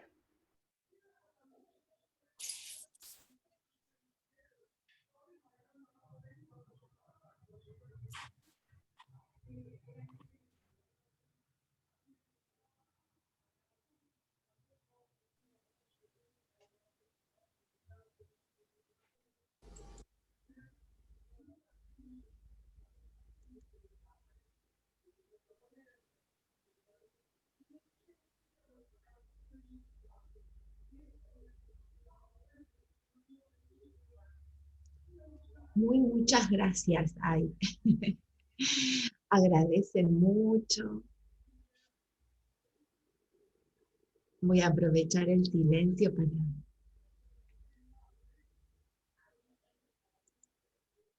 para leer las gracias y no presionar para que pregunten. Yo aprovecho entonces el silencio porque una pregunta que se hizo al comienzo era el nombre del libro de Viviana, entonces mientras van pensando bueno, ahí se podrías compartir el link de tu nueva edición del libro. Bueno, esa es otra pregunta que tengo acá. Bueno, y el nombre del libro es La atención terapéutica de la discapacidad y lo otro es para que vos anotes, Gaby, que Mica pide enviar la clase grabada, si se la pueden enviar. Bueno. Allí está el link del libro, lo que tiene en realidad para mí como de importante, que también es un poco mi proceso de escritura, que siempre es con otros, es que es un libro que es escrito en distintos capítulos, en formato de conversatorio, con distintos colegas que llevan cierta trayectoria en la temática, ¿no? Entonces hablamos de discapacidad en relación a la temática de la escuela, en relación a la sexualidad con Silvina Peirano, que es alguien que viene como trabajando este tema de manera como significativa. Bueno, donde situamos la discapacidad allí también con Carolina Reynolds, hablamos sobre el proyecto de vida, calidad de vida, digamos, cada capítulo aborda todas como esos grandes títulos que nos hacemos, y más que dar respuestas es conversar, digamos, y compartir un poco de la perspectiva clínica que yo puedo acercarles. Así que bueno, ahí está el link para quien interese acercarse a la lectura.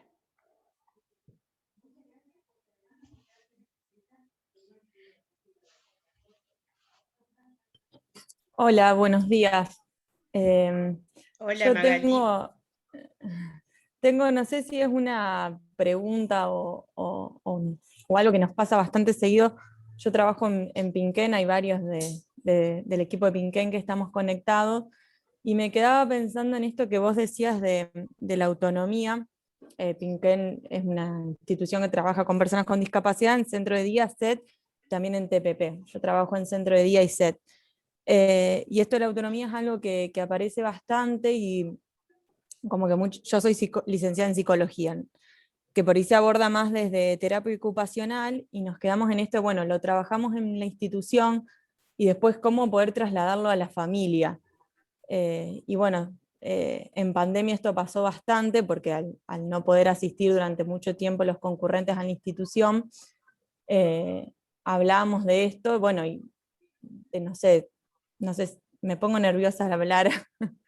Así en Pinquén se llama, y que alguien lo pregunte en el chat, de alguna, no sé, sugerencia, porque también me quedaba pensando en esto de la autonomía, pensaba como lo conductual, y que en realidad va mucho más allá en el entramado familiar, en lo vincular, en la subjetividad, o en estas familias que anulan, por decirlo de alguna manera, por la historia que los atraviesa, lejos de juzgar y demás.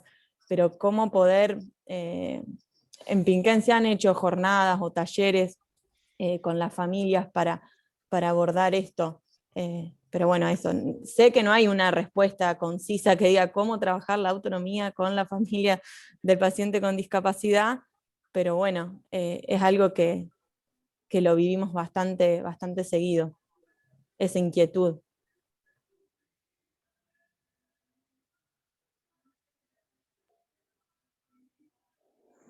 ¿Algún otro compañero de ahí de Pinquén de Magalí que quiera como compartir algún otro interrogante de esta pregunta que están trabajando?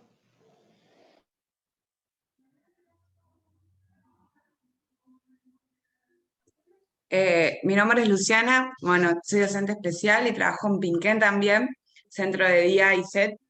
Nosotros trabajamos con personas, bueno, adultas, mayores. Y en relación a esto también me planteo esta relación de las personas con discapacidad y los centros. Y esta pandemia lo que nos ha hecho observar, nos demostró de que puedan como sobrevivir sin los centros, que se puede rearmar esta relación familiar, y nosotros podemos, como todos los que trabajamos y participamos y trabajamos con las personas con discapacidad, alejarnos, tener otra perspectiva.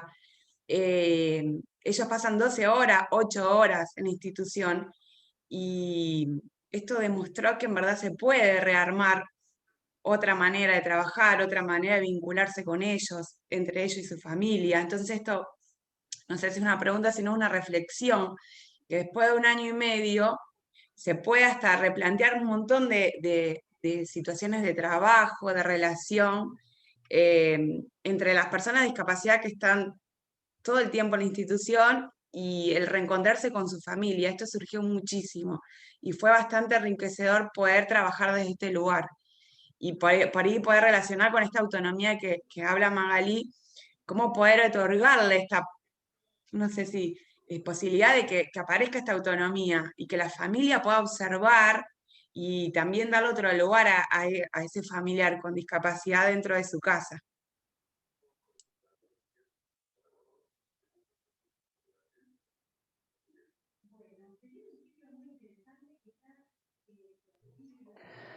Bueno, es así como lo refería, digamos, cuando compartía un poco el concepto de autonomía, tal cual. La autonomía es como, en un punto, es uno de los paradigmas de la discapacidad, digamos, ¿no? Nos lleva ahí como a esa pregunta todo el tiempo. Yo creo que hay algo que retomo de algo que decía Mica, digamos, en su experiencia, que me parece que es muy valioso, esto que ella aporta de decir, mis papás, y lo retomo, Mica, porque vos lo has compartido, agradezco por esa generosidad. Vos decías, bueno, mis papás desde chico, no sé si es que me han dejado sola, pero bueno, siempre me han digamos, me han empujado al poder allí armar algo, ¿no? Inclusive tu anécdota en esta situación también hoy, vos estar como armando algo en relación a eso, y creo que retomo como esta situación porque, de vuelta, es muy complejo solicitar la autonomía, digamos, sin que eso se haya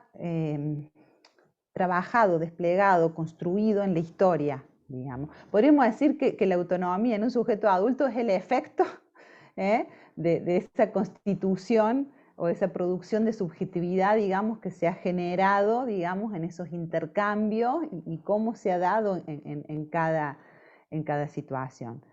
Pero la situación que se plantea hoy con la pandemia, que nos lleva a pensar cómo, en esta línea creo que venía Magalí y Luciana la pregunta, en cómo ofrecer algunos, a mí el concepto de herramienta no me gusta, pero sí en cómo poder ofrecer algunas coordenadas, digamos, a la familia para que pueda acompañar a sus hijos, a que puedan realizar algunas cuestiones quizás sin esa presencia permanente. Yo creo que es un trabajo con cada padre, digamos, creo que es un trabajo que implica allí el poner a investigar este significante de la autonomía en esas familias.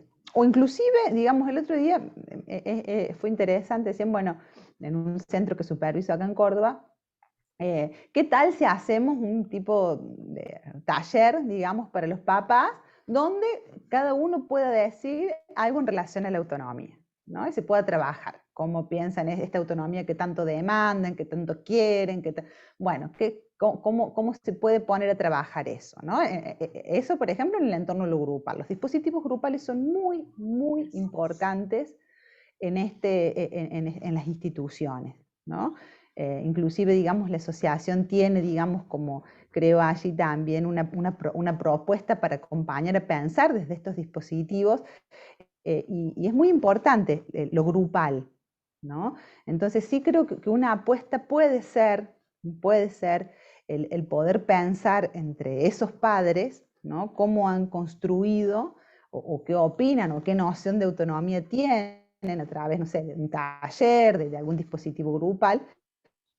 Y después, bueno, el trabajo con cada cual, ¿no? Y por otro lado, ahí en mi libro yo tengo como una parte que le dedico a algo que yo me inventé, digamos, que se llama la clínica del detalle, ¿no? Que tiene que ver con que podamos tomar para trabajar algunos detalles que nos permitan poner a funcionar algunas de las nociones que queremos, ¿no? Entonces, cuando vamos como escuchando, esto no es general, ¿no? Pero es simplemente para compartirles un poco de esa clínica, ¿no? Uno a veces piensa que tiene que escuchar como el gran acontecimiento del chico que no se quedó solo, y a veces se pierde de los detalles, digamos, que son de donde tenemos que empezar a tirar, digamos, el ovillo. Por ejemplo, ¿no? Bueno, no quiere comer, solamente come con la madre. Entonces tenemos que mandar al acompañante terapéutico para que pueda comer con otra persona. Y la intervención se basa en que pueda comer solo y de vuelta. Ahí nos enfrascamos, ¿no? En una intervención conductual. Pero bueno, no sé, el otro día dice el acompañante que cuando la madre estaba dando de comer, sintió en la comida que tenía una cara, hizo una cara fea, y la acompañante también hizo una cara fea y se rieron. Ahí está. Entonces ahí yo digo, ¿y qué hizo? Dice, sí, porque me miró. Entonces, bueno, ahora, ¿cuál es la coordenada ahí? ¿No? Empezar a jugar con esta complicidad que se empieza a armar cuando está en el momento de la comida, que está muy lejos de ponerle al acompañante que le dé de comer, o sea, muy lejos de eso, ¿no? Entonces es ir pescando esos detalles, no, porque se tiene que vestir solo y no hace nada solo, y el otro día le dije que se vistiera solo, y cuando le dije que tenía que vestir solo, me dijo que no se iba a vestir nunca más. Entonces yo le dije, ¿y qué iba a andar por todos lados desnudo? ¿No? El chiste. Digo, hay cuestiones que tenemos que incorporar, la creatividad, la invención, el detalle, el chiste, para ir a desarticular, ¿no? Estas cuestiones que vienen ahí como un peso, con un mandato que debemos como centro promoverle a las familias, la autonomía, ¿no? El desandar, el desarticular a través de esas lecturas del detalle, a través de esas lecturas, en la clínica sirve estar como atenta a eso, ¿no? Pero, insisto, creo que los dispositivos grupales en las instituciones con los padres vienen, a lo que yo entiendo hasta ahora, teniendo buenos resultados. Fíjate, Vivi, que yo pensaba en lo que hicieron las chicas que hablaron de Pinquén. Cada una fue diciendo una cosa, la otra respondía. Es decir, se armó una red que yo pensé, esta también es una respuesta para Luz, que si bien ninguno de nosotros podía afirmar o no si era bueno que hubiera un grupo de padres activos en esa performance que habían favorecido en la universidad, esto de lo grupal, la red, lo que se teje entre todos, siempre va teniendo como respuestas. Acá mismo acaba de ocurrir, ¿no? Y esto que vos decís de la grupalidad, tiene una potencia, el grupo, que siempre va a ser terapéutico, porque no estás más solo, y así como la autonomía se logra con otro, los papás cuando tienen que compartir, si nos quedamos en que solo es una herida narcisística porque tuvieron el hijo no soñado, nos quedamos ya desde la patologización. Pasó esto. Sino el no saber qué hacer ante un acontecimiento tan novedoso como tener un hijo con algún problema que no esperábamos y que se nos vuelve enorme, pero entre todos se vuelve más tolerable y más pensable, porque el tema es poder pensar entre todos, es más suave, ¿no? Eso es algo que tendrían que poder pensarlo los que están en grupos, digamos, trabajando, los que tienen la suerte de estar en un equipo. Karina también mandaba en el chat diciendo, la pandemia desnudó los conflictos que tienen las familias. Bueno, los equipos tienen que trabajar con las familias en algún tipo de dispositivo que les sea útil y que les sea posible, por supuesto. Pero si no es como que la familia va por un lado, los equipos van por el otro, ¿no? Entonces son terapias binarias, los unos y los otros, o una tensión a veces innecesaria, ¿no? Si nos juntamos y nos organizamos y unos hacemos una cosa, otros hacemos otro, suele ser más rico. Nunca fácil, ¿no? Sino por la potencia de lo grupal. Sí, Cristina. Perdón, no te veía la manito. Un montón, Vivi, escuchándote, porque me hizo reflexionar sobre mi trabajo. Apenas me recibí, trabajé en un centro de rehabilitación de discapacitados visuales, y escuchando la Mica también me conmueve profundamente, me hace repensar conceptos que por ahí se daban, el tema de autonomía, que el pedido era que cuando tenían que andar con el bastón blanco fuera de la institución, ese era el problema, porque era como identificarse como ciegos. Y entonces de parte de la familia había visiones encontradas, que por ahí querían que sea autónomo la persona ciega, pero, por ejemplo, a una de las chicas la hacían ir, a la hermana le hicieron ir en el mismo curso que ella, se llevaban un año, para que la acompañe al baño, para que, para que disimule que no era ciega. Y bueno, y entonces el pedido paradojal, digamos, del pedido de que sean autónomas, cuando en realidad el pero era el salir de la institución. Dentro de la institución, como una burbuja, se aceptaba un montón de cosas, pero fuera de los límites de la institución, el andar con el bastón blanco, ese era el gran inconveniente.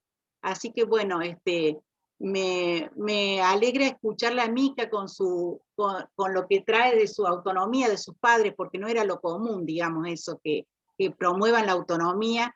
Sí había un pedido hacia el centro de autonomía, pero desde la familia no se daba, o se vivía con mucha culpa el tener que dejarlo solo, ¿no? Bueno, un poco eso quería agradecer entonces, porque me ha hecho repensar en ese rol que tuve cuando recién me recibí de trabajar en ese centro. Gracias, Cristi.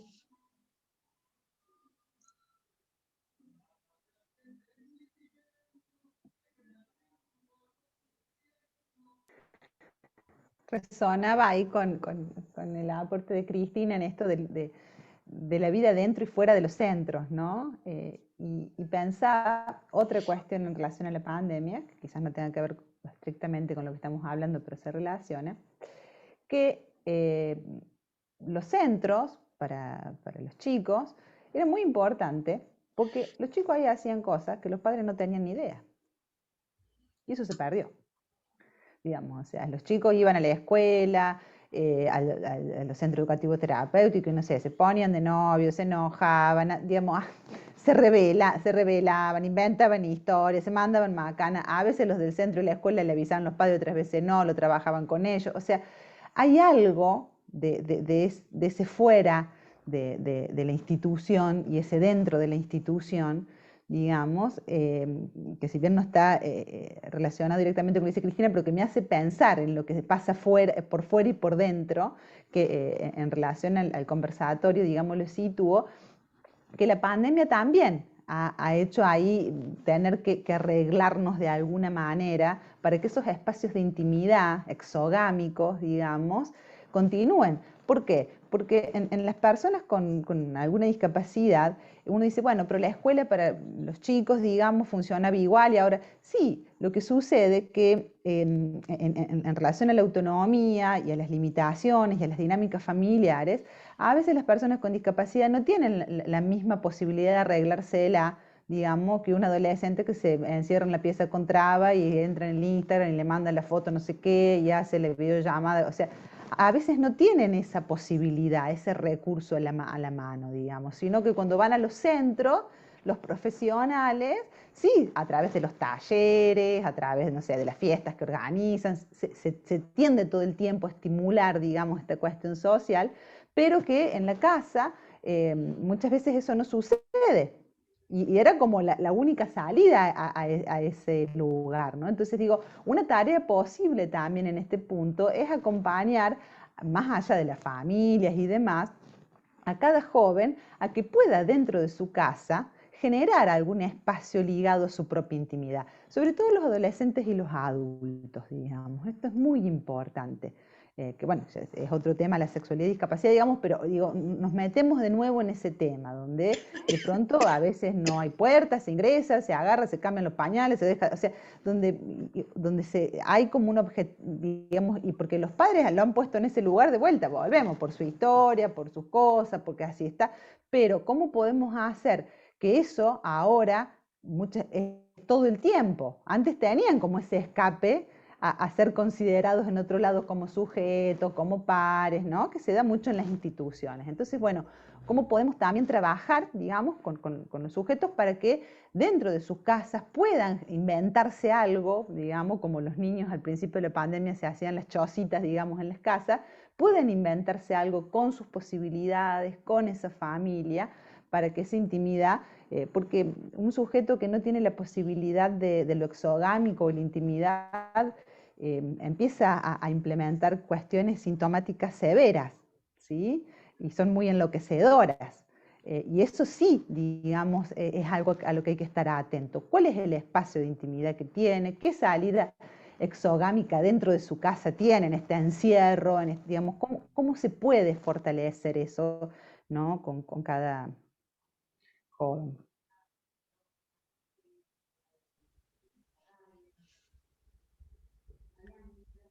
Bueno, Viviana, muchas gracias. La verdad que está siendo muy interesante, pero bueno, no sé qué piensa Aurora, Vicky. Sí.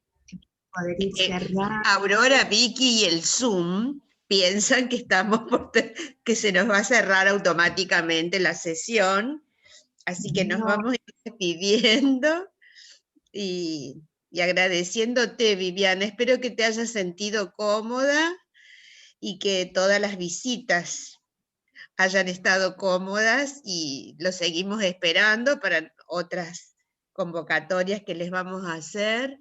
Este es el modo que tenemos hoy en la institución, como en todas, de juntarnos en los cuadraditos, pero bueno, también hemos podido ser creativos en esta pandemia porque todo el mundo puede conversar, puede intercambiar y podemos ir aprendiendo entre todos.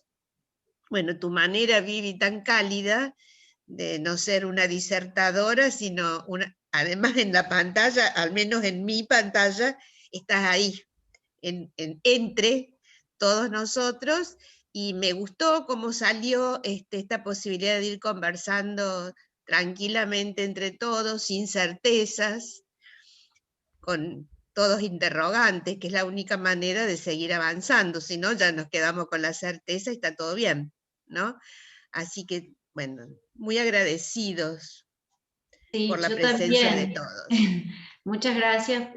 Toda esta participación, quiero decirle al equipo de Equinoterapia de Soardi, que ahora tienen la cámara apagada, pero que disfruté absolutamente de verlos tomar mate, de ver llegar y entrar, salir gente. Yo sé que en Soardi eso está permitido, hola. Pero la verdad es que fue un placer verlos ahí, juntos. Muchas gracias, para la vista fue como... sí, además tienen un cajoncito, un cajoncito que no sé si tienen mate o fernet, pero ahí se lo ve claramente. Ah, torta, están haciendo un picnic. No es idea todavía. Chorizo seco. Ese es un equipo también. Miren cuántos equipos que hay, qué hermoso. Bueno, ya nos volveremos a juntar con la Vivi o con otras personas que también nos pueden ayudar a pensar y a trabajar en este tema, que es, bueno, muy difícil. No hay tanta bibliografía. Yo personalmente los invito a que lean el libro de la Vivi porque es muy hermoso. Con Victoria y la Gaby estamos trabajando mucho con ese libro en configuraciones vinculares y nos viene muy bien. Así que, bueno, espero que todos lo puedan disfrutar.